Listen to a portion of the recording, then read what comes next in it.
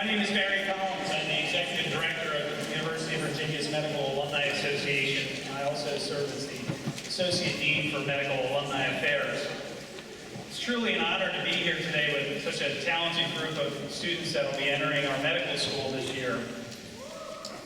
Welcome to Old... Well, we know who our social chairs are. Welcome to Old Cabell Hall at the University of Virginia. This building was originally known as the Academical Building. It's one of the three buildings designed for the south end of what we call the lawn in 1898. The Academical Building was renamed for Joseph C. Cabell, who was a member of the Board of Visitors, and houses the University of Virginia's Department of Music and the Music Library. Old Cabell Hall directly faces our historic centerpiece. For those of you who have been to the university before, the rotunda, which, as many of you notice, is under construction right now. Pardon the look of it right now. I want to rewind just a couple of centuries to the end of the 19th century, where it was a period of tremendous progress in public health and medicine, when the benefits of sanitation and clean water were recognized. In the hospital setting, antiseptics revolutionized care. And with the advent of germ theory, physicians strove to be more scientific in their practice and their dress.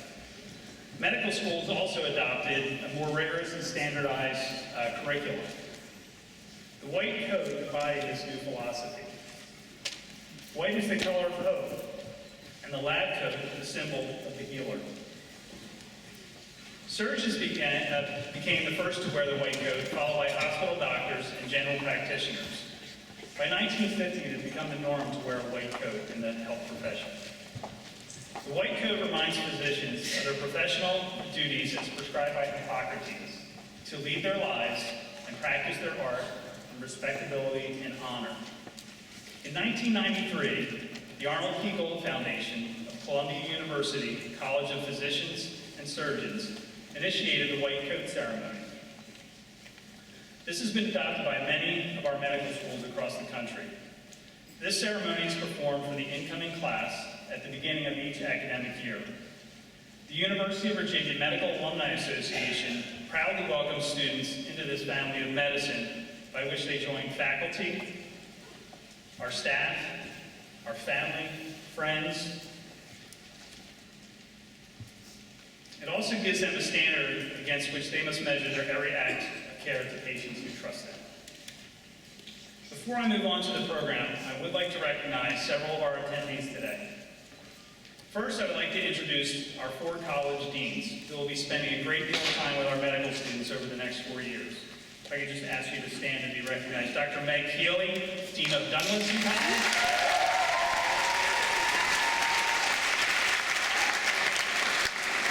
Dr. John Densmore, Dean of Hunter College.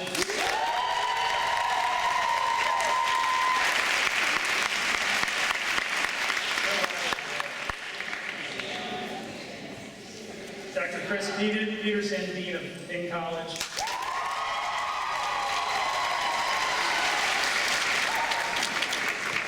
Dr. Rasheed Baligan, Dean of Reed College.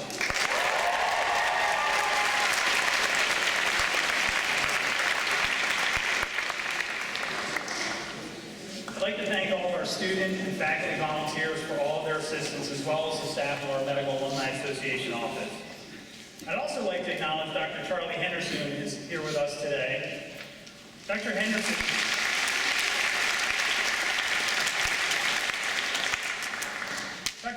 is the president of the Board of Trustees of the UVA Medical School Foundation, and also the representative for the class of 1965 in the School of Medicine. Through generous donations, the class of 1965 has underwritten the cost of the embroidered white coats that we are presenting today. So a big thank you to Charlie and his classmates for all of their support.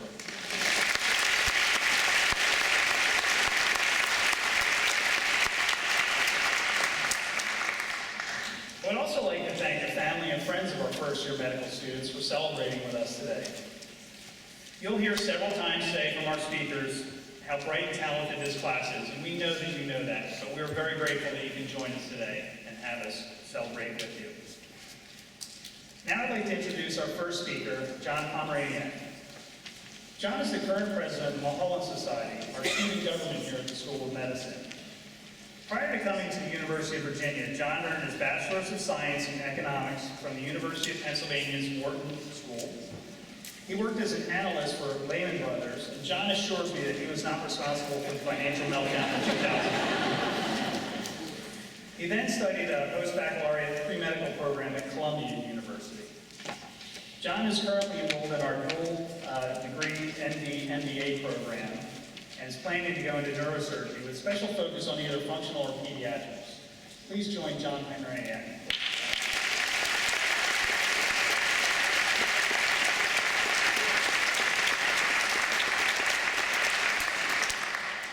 I really wasn't responsible for that. There was a poll of my class once during our first year of medical school in the mind brain behavior unit just before summer vacation. True or false? 10% of the rest of the class has a personality disorder. Exactly 10% answered false.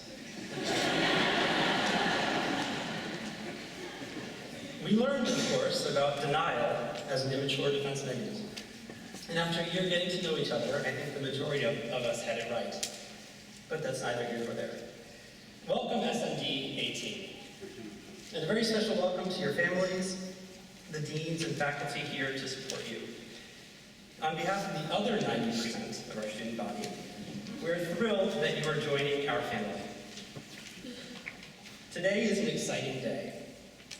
Today you revel in a job well done and earn yourself the right to wear a little bit of white. To patients you will soon meet, this means that you are a source of knowledge, a helper, a healer, and someone to trust. For some time now, your white coat and your ambition will exceed your talent. But your patients and colleagues will expect you to live up to what your white coat stands for. This is a bond we all share as students of science and artists of healing. I presume you will spend the next few years learning what that means, and your lifetime growing into the healthcare provider your white coat wants you to be. Feel this feeling right now. This feeling of joy, of curiosity, angst, accomplishment. This feeling of joining something bigger than yourself. Take a minute to embrace these last moments before putting on white for the first time. You are now part of a global community of professionals who have dedicated lifetimes to searching, researching, and to serving. The history of providers before you is woven into the weft of your coat. History that adds to your resiliency and to your responsibility. In white, we are privy to the most important and intimate information a patient can share. We hear tragedy and triumph. We see human suffering and beating the odds. Together, we will be present for first breaths, successful treatments, for silent moments of incurable diagnoses, of the passing of a parent or a child before it seems fair. It is the most human thing we can do, and often the most humbling. Somewhere between now and the night before your first exam, trust me, you'll appreciate medicine as a collaborative pursuit. We can have many answers, few answers, or no answers at all. But we can never stop questioning or relying on each other. So I asked my classmates what their white coats meant to them. This is what they wrote. My white coat gives patients faith in me. My white coat made me feel honored and scared simultaneously, answering all types of questions like, what contraception do you recommend to? Do you think my leg will have to be amputated? My white coat will never, ever, ever be white again, no matter how much bleach I use. My white coat went in the wash with ink pens, and now it's a black coat. My white coat hasn't even been washed yet.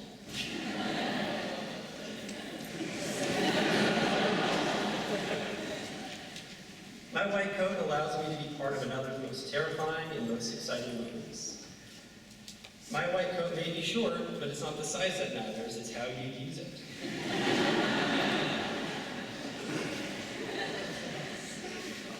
My white coat is a not-so-extended metaphor for a diaper.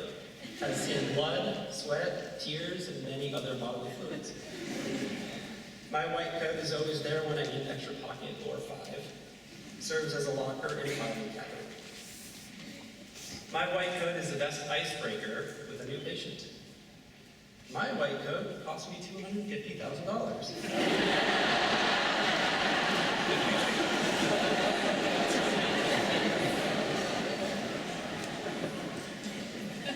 My white coat is filled with tools that give me clues on what to do. It's filled with snacks that get me through the day. Got more likes on Instagram than my engagement. My white coat has MRSA. Don't worry, you'll soon find out what that is. One way or another. My white coat makes 3-year-olds cry. My white coat makes 30-year-olds cry. My white coat has witnessed both sorrow and happiness. My white coat is worn with pride. I hope as you move forward in this great town, at this great medical center and university, that your white coat will be a wearable reminder of your choice to pursue a life of service. You have answered a call to help those in need and to guide others to wellness. You have joined a community, as you will be hard-pressed to miss around these hospital parks beyond the measure. You have joined a community of white coats. In not too much time, you'll discover more of what your new white coat stands for, what you stand for, not only to yourself, but to your family, friends, and patients. I am honored to share this moment as you embark on the adventure and identity of care providers and lifelong learners while continuing on your path of service. The most heroic physician I know once wished for me, which I now pass to all of you. I hope that you saved as many patients as hours you spent studying. Congratulations and good luck to all of you. You will all be more than fine. Thank you.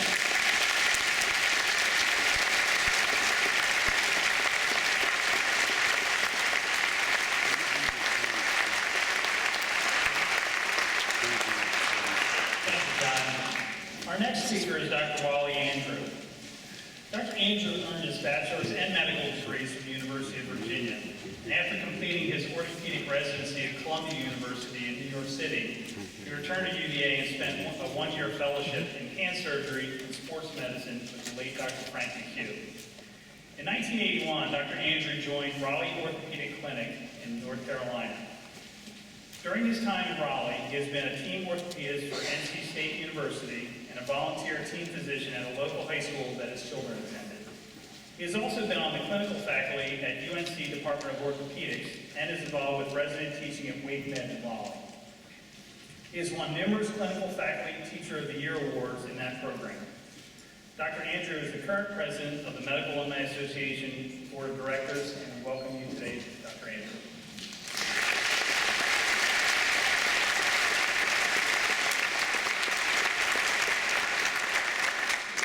Thank you, Barry.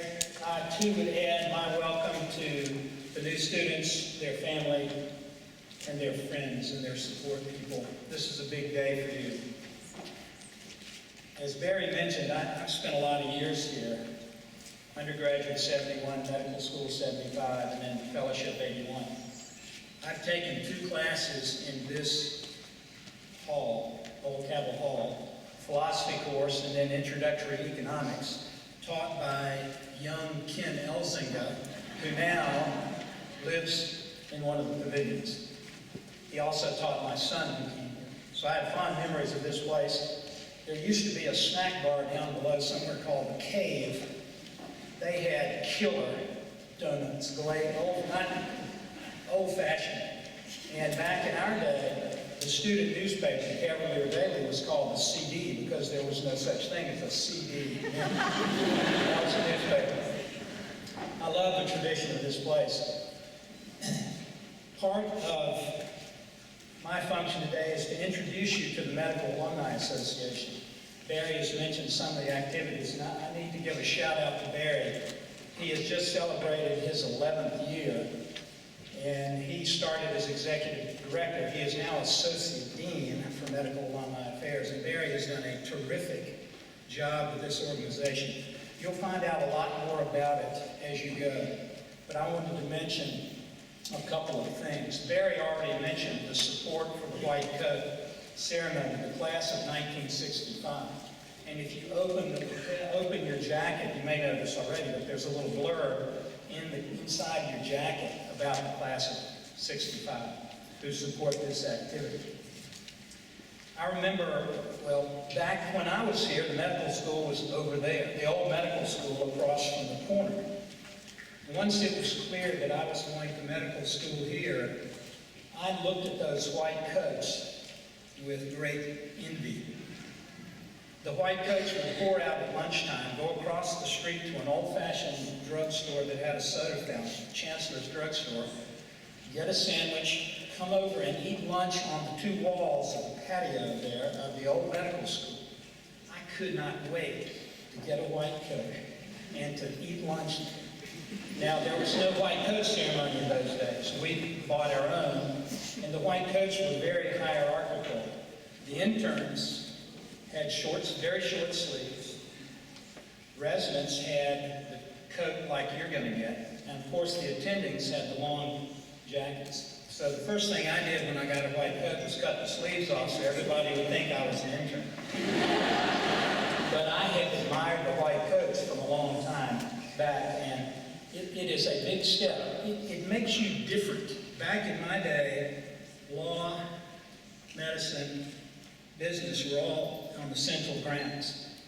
And you were so much cooler than they were in a white coat that it was just very special. Other activities that the Alumni Association supports they're numerous. There was a summer happy hour back in July. I hope some of you had a chance to attend that, welcoming back old and new medical students and welcoming the new. There is a function called the Medical Connect Mentoring Program, again sponsored by the MAA. Local physicians, graduates, alumni in various fields will get together with students, talk about how is private practice going to go for you in this specialty and that specialty.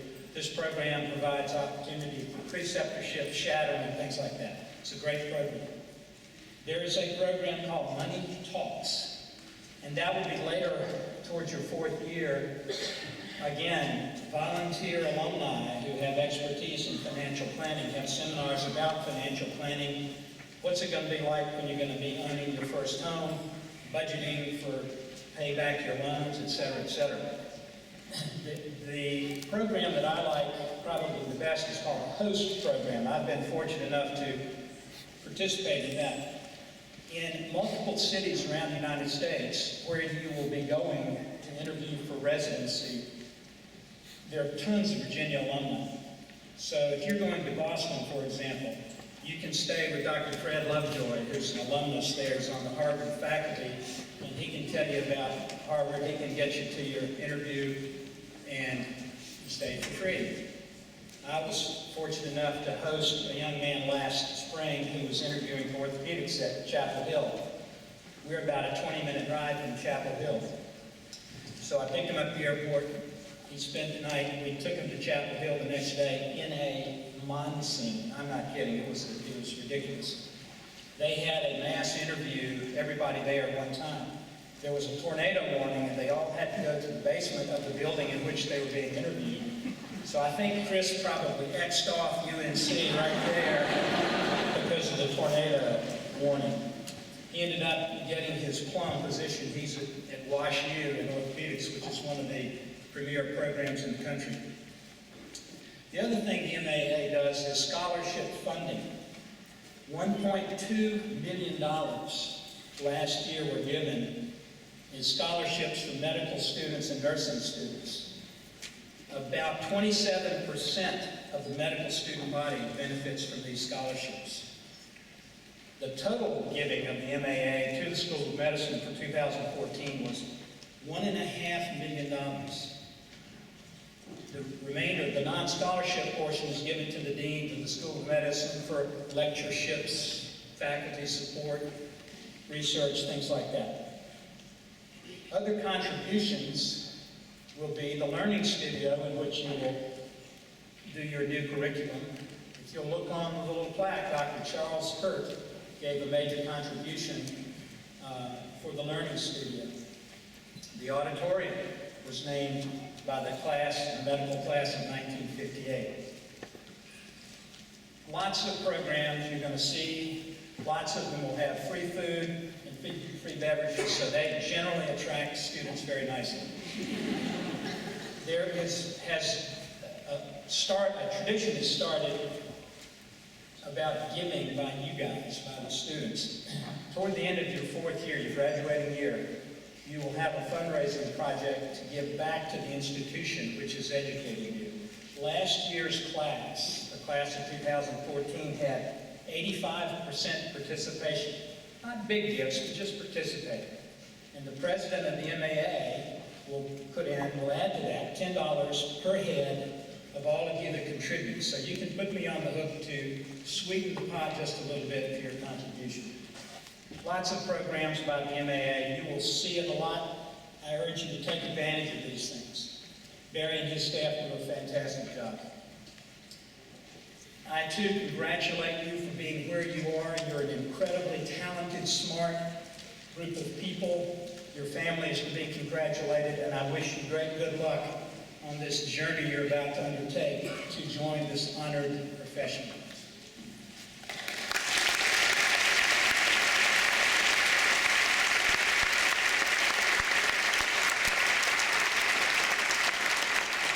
Thank you, Dr. Andrews.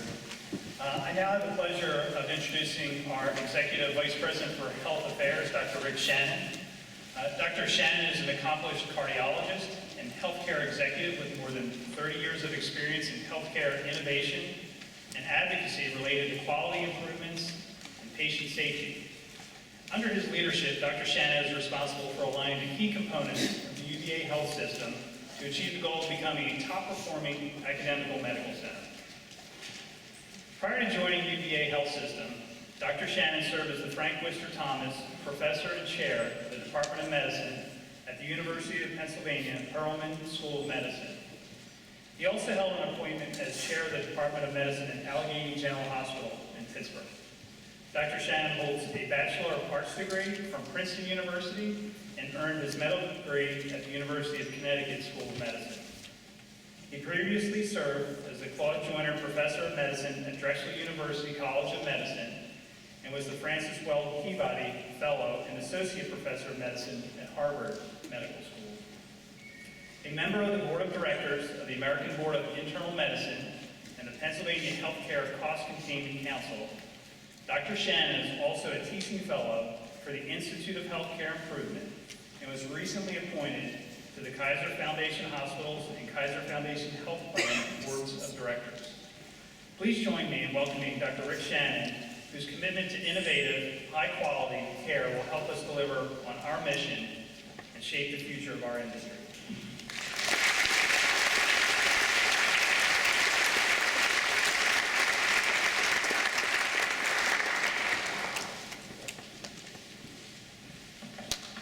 Thank you very much, Barry, and thank you, Dr. Andrews and Dr. Henderson and the entire Medical Alumni Association for your steadfast support of our wonderful School of Medicine. So it is my privilege to add my welcome on behalf of the UVA Health System to the class of 2018. Believe it or not, although I wear a long white coat, we share something in common. I too am new to UVA. I arrived here in November, and I can't tell you how thrilled I am to have the opportunity to lead this storied institution at a time of significant transformation in American medicine. For me, it is actually a professional dream come true. And I hope that you share a similar sense of excitement, although clearly you're much earlier in the journey. Secondly, you'll always hold a very special place in my professional life. For one of the things I really miss in assuming this leadership role is the contact I've had with students and residents over the 25 years of my professional life. You see, ever since I finished my fellowship, I have served either as a program director or a chair of the Department of Medicine, which meant every June I had 300 medical students and residents that began to entrust part of their professional development to me and my colleagues. Unfortunately, that's not part of the package when you become the executive vice president. So I'm going to ask you to indulge me in allowing me to adopt you as my surrogate professional family, and allow me to live vicariously through what I'm sure are going to be your considerable achievements. I will tell you, and I'm sure I speak for all of my faculty colleagues, it's that engagement that sustains all of us through our professional career. Now, we are really privileged to have you because, as you've already heard, this is really the best and the brightest. This is an elite group of young physicians. You bring these incredible academic credentials, astronomical MCAT scores and grade point averages. Some letters of recommendation suggest you actually walk on water. And I can guarantee you there are a number of UVA geneticists that are anxious to get a sample of your DNA in their zealous attempt to discover the gene that's responsible for professional success.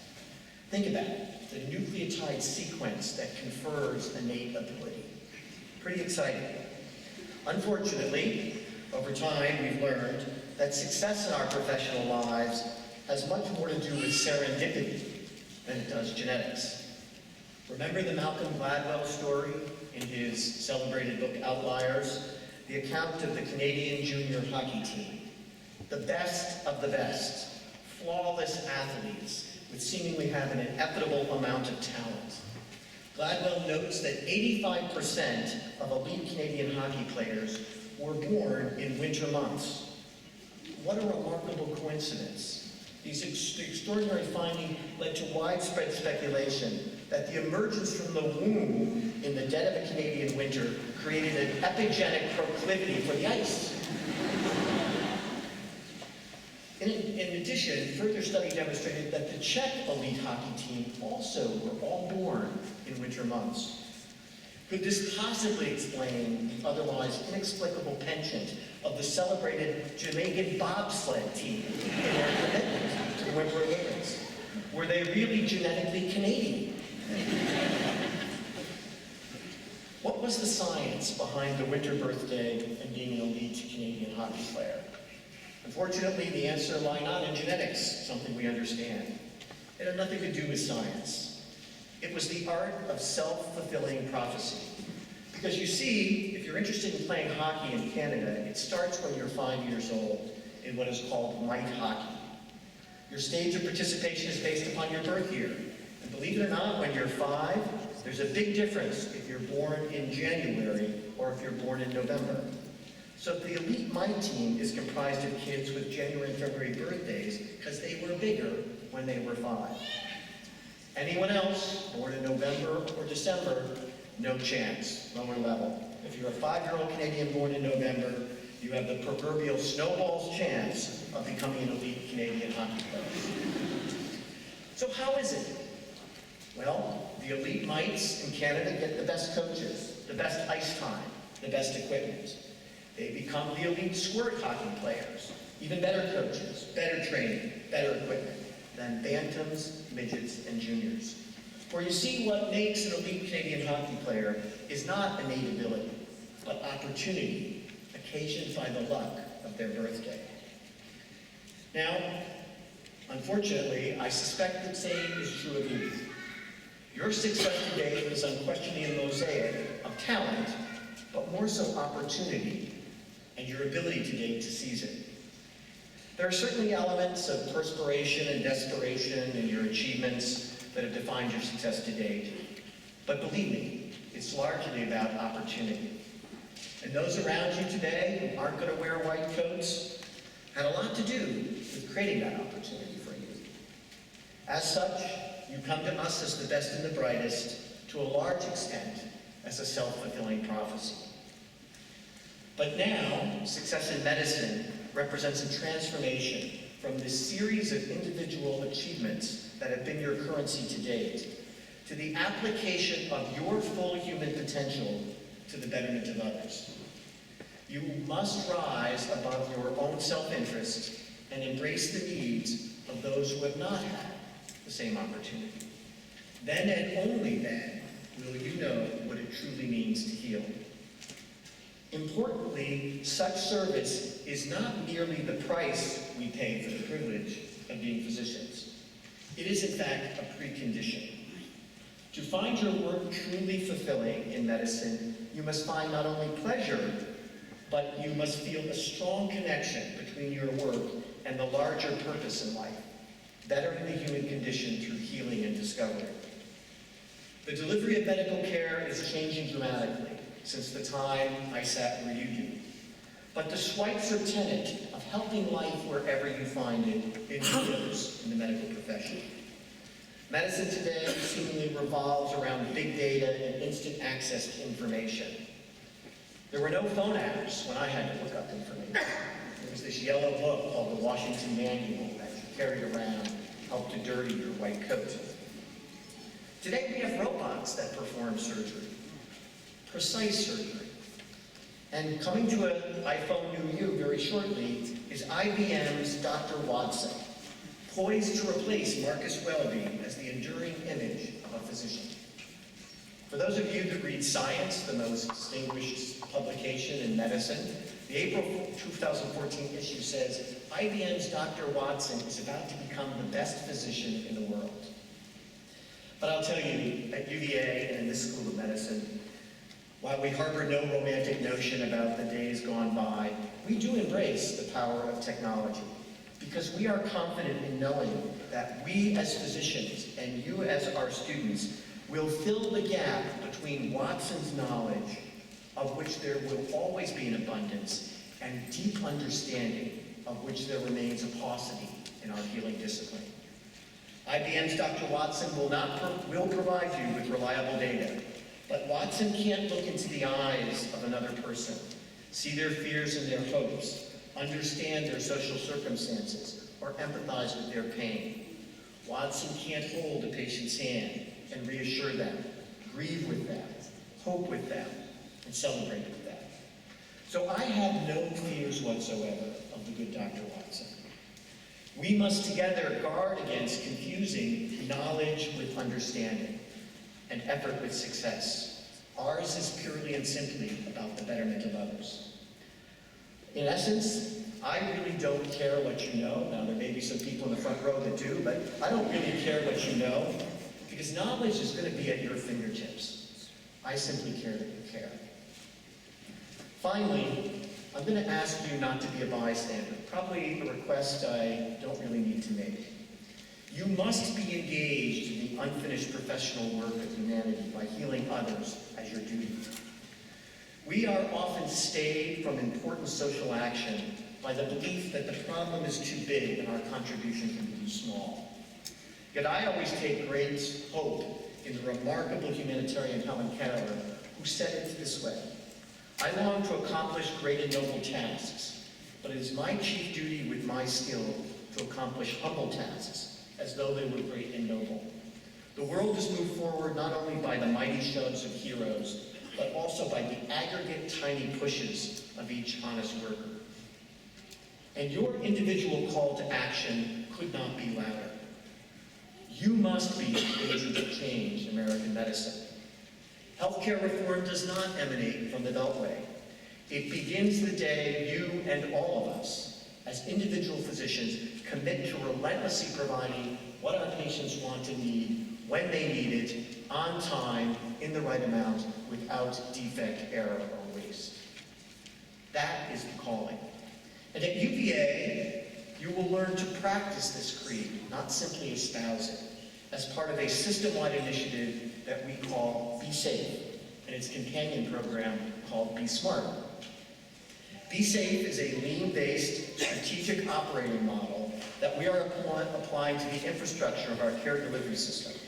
Our goal is to train 5,000 UVA health system team members, eventually including you, in a disciplined problem-solving approach designed to eliminate defects and waste in healthcare.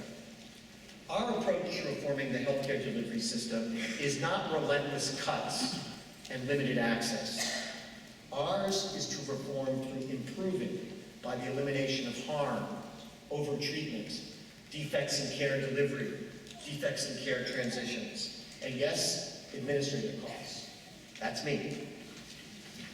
We believe that up to 1/3 of what we spend in healthcare, $2.7 trillion, adds no value to the people we serve, and that the redistribution of those dollars allows us to fuel a virtual cycle of equal access for all and excellence in everything to which we aspire.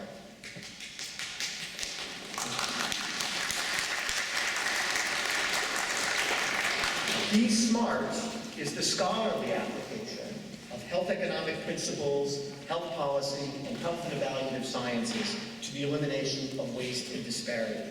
And it is a joint effort across the UVA grounds between the Batten School of Leadership and the Darden School of Business. So you could not have arrived here at a better time. Our enthusiasm and engagement in your future is only exceeded by our expectations of what we're about to do together. So as you don this white coat, wear it with humility, but with conviction and a sense of professional duty to make the world a better place. We will be at your side in the effort, and believe me, we're counting on you. Thank you.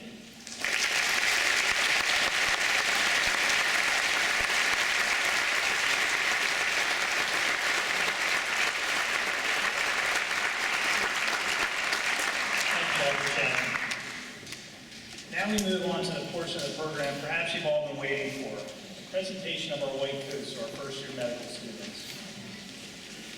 Announcing each student today will be Dr. Randy Canterbury, our Senior Associate Dean for Education. Dr. Canterbury is our Wilford Spradlin Professor of Psychiatry and Neurobehavioral Science and of Internal Medicine at the University of Virginia School of Medicine, where, as I mentioned, he also serves as our Senior Associate Dean for Education.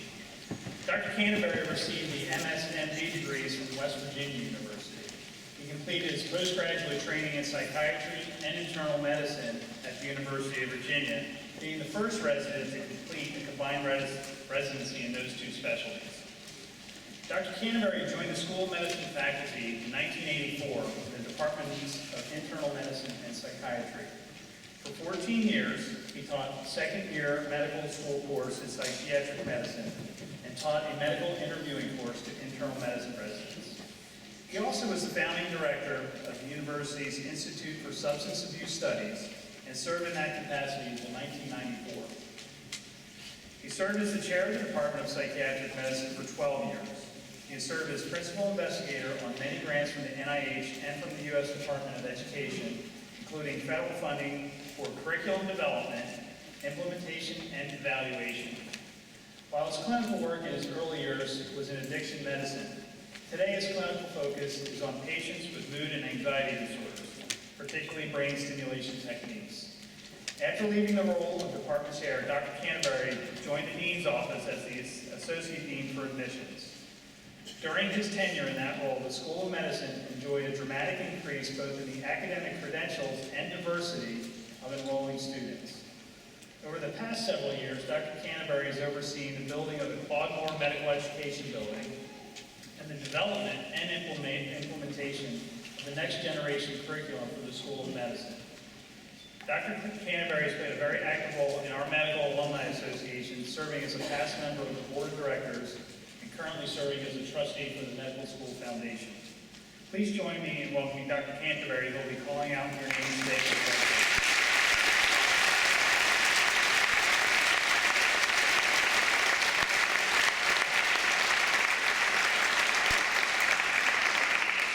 Well, that was a little embarrassing.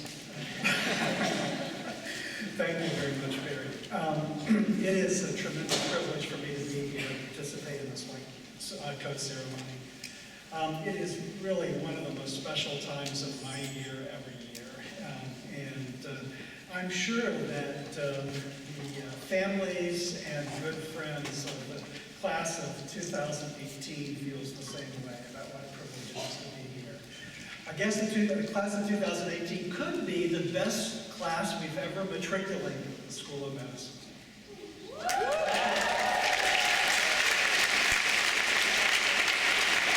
And it's the best class we've ever matriculated in the School of Medicine. You really are an outstanding group of folks. But let's go ahead and get started, because we have a lot, I think it's 156 to be precise, that I'm going to call out, and we're going to come to the stage and receive their white coats. They will be coming by college, and the college system's been alluded to previously today, and I think probably many of you already know about it. But just to recap, in 2010, when we implemented the next generation curriculum, we also made a change in the way we provide services to our students. Rather than having them all, 156 students, under a single student affairs dean, we divided them into 4 colleges, each one with a student affairs dean, the college deans. That creates a much a closer relationship between the deans and the students each year. There are fewer to get to know. It also provides, now that we have 4 years of colleges, opportunities for a vertical family, that is mentoring relationships between the 4th-year students, the 3rd-year students, the 2nd-year students, and the 1st-year students in the same college. So it's really been a great advantage, I think, for us. The college deans will have the honor of placing the white coats on the students when they're called up. Some of the students in this year's class have immediate family members who are alumni of the School of Medicine, and these legacy students will be presented with their coats by their physician family members. And I'll call it out when we get to those folks. The students in Douglas and College will receive their coats first, and to present the coats is Dr. Meg Keeley, Dean of Douglas and College.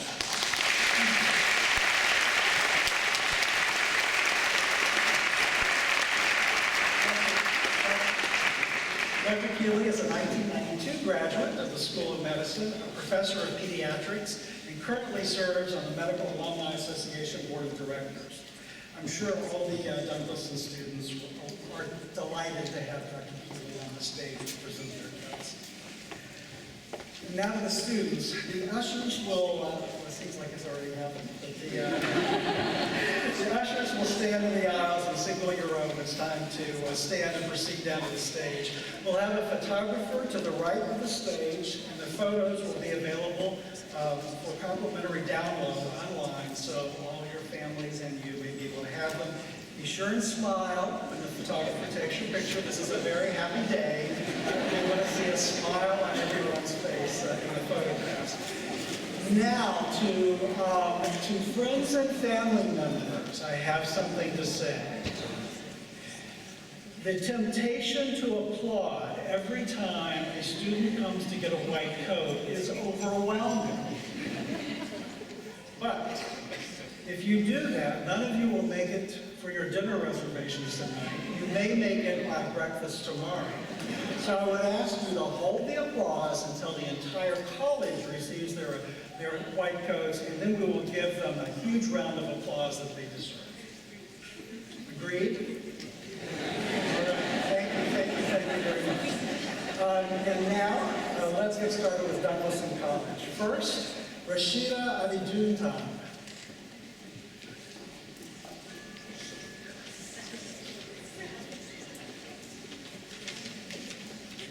Madison Aspiri.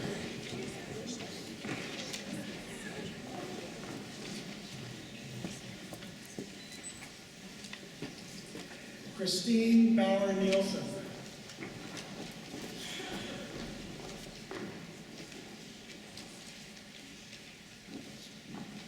Daniel Bittner.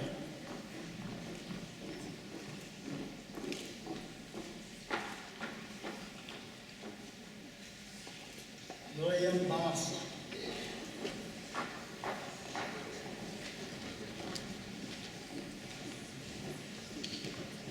Samuel Broders.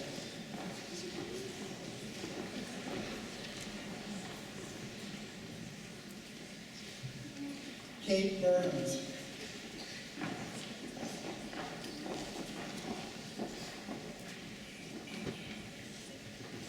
Kevin